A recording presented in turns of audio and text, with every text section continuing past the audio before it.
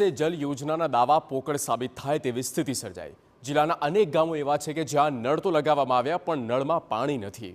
અને આવા જે ગામ અંબાપુરમાં નળ સે જલ યોજનાનો ગ્રામજનોએ લાભ આપવા માટે પાણીની ટાંકી ઊભી કરવામાં આવી। ગામના લોકોને આશા હતી કે હવે તેમની પાણીની સમસ્યા દૂર થશે, પરંતુ 2 વર્ષનો સમય વીતી ગયો, હજુ નળમાં પાણીનું ટીપું નથી આવ્યું। કારણ કે પાણીની ટાંકી બનાવવામાં આવી તેમાં પાણી ટપકતું જ નથી। પાણીની ટાંકી બનાવવામાં આવી ત્યારથી ટાંકીમાં લીકેજ હોવાના ગ્રામજનો આક્ષેપ કરી રહ્યા છે।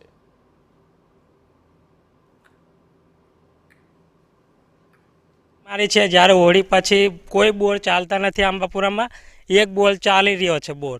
જો એ બોર આજે બંધ થઈ જાય તો આંબાપુરામાં પાણીની બહુ જ બીમારી એમ કે પાણી મળે તેવું જ નહીં। આજુબાજુના ગામમાં પાણી ચાલે પણ તે હોળી પછી ત્યાં બી બંધ થઈ જાય એટલે આંબાપુરામાં કોઈ ભરવા ના દે આજુબાજુમાં, તો અમારે જવું ક્યાં પછી? સરકાર દ્વારા લાખોના ખર્ચે આંબાપુરામાં નલ સે જલ યોજના તો લાગુ કરવામાં આવી, પરંતુ કોન્ટ્રાક્ટરે તકલાદી ટાંકી બનાવી રૂપિયા પોતાના ખિસ્સામાં સેરવી લીધાનો ગ્રામજનો આક્ષેપ કરી રહ્યા છે। ટાંકીમાં પાણી ભરવામાં આવે છે અને વેડફાઈ જાય છે। અનેકવાર ટાંકીનું સમારકામ કરવામાં આવ્યું છે પણ સમસ્યા તો ત્યાંની ત્યાં જ। ટાંકીમાં જ પાણી ન રહેતું નળ સુધી પહોંચવાનો પ્રશ્ન નથી થતો।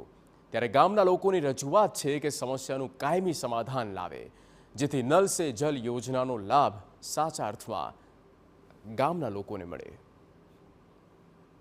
हाँ, हमारे स्टॉकिंग प्रश्न ये है कि अमे रजूआत करी थी 5 વાર रिपेर करी गया। अंदर एक થી 2 કલાક पानी रही है, पानी अंदर थी निकली जाए, पानी लीकेज एटલું બધું છે। तो अंदर आटलो थर तो अंदर चढ़ाव्यो है साहेब, ये रिपेर करी तो छतां पानी नहीं रहतुं।